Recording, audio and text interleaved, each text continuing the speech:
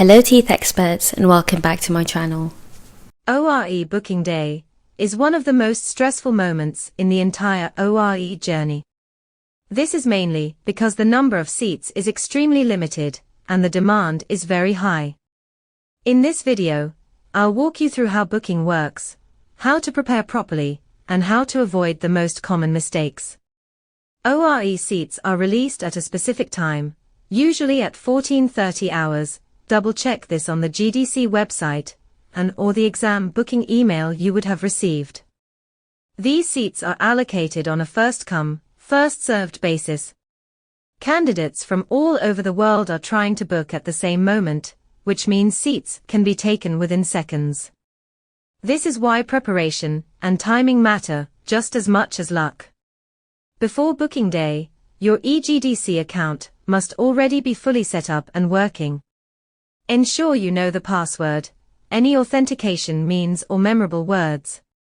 Your personal details should be accurate and match your identification documents exactly. You should also make sure your payment card is ready for online and international payments, with sufficient funds available. It's also important to check your internet connection in advance. To do this, just type Internet Speed Test on Google, then key Enter, and lastly click Run Speed Test. A stable connection with low delay can make a real difference when many people are trying to access the system at the same time. If you are working on the day of booking, try to take the day off if possible. Otherwise, plan ahead and make sure you won't be distracted by work commitments during the booking process. On booking day, use one reliable device and one browser only. Avoid switching between devices or opening multiple sessions, as this can cause technical issues or slow you down. You will also be automatically logged out of your account if you are logged onto multiple servers. If possible, use a strong Wi-Fi connection rather than mobile data. Log into your eGDC account early, ideally 30 minutes before booking opens, and keep the page open. As the release time approaches, refresh carefully. Not too early and not too often. When I booked my exam, I used a laptop for the booking. I also used a live, hours, minutes, and seconds clock on my phone to guide when to refresh. As more people log onto the website, it will become slower.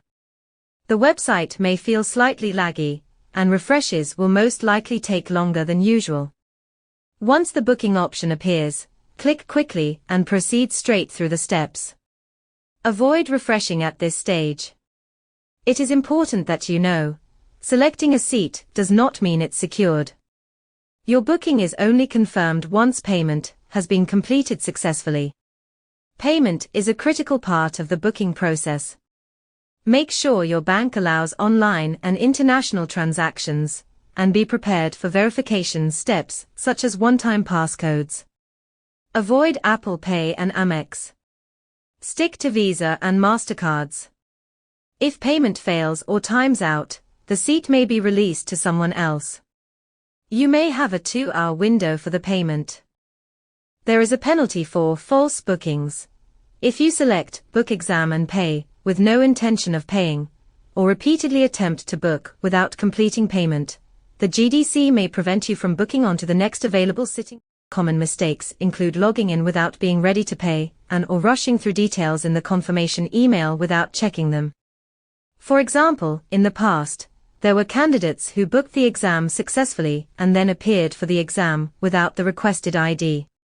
They were not allowed to sit the exam and were sent home.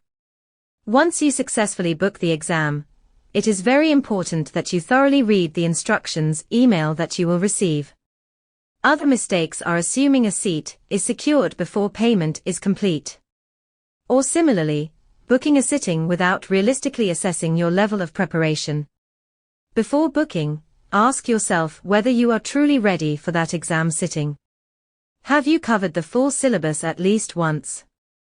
Can you revise consistently until the exam date?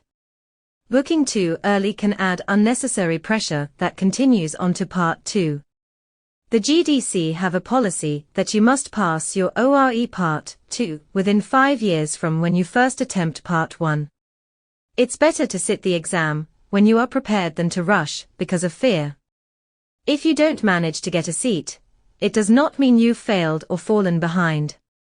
Many successful candidates secure a place at a later sitting and go on to pass.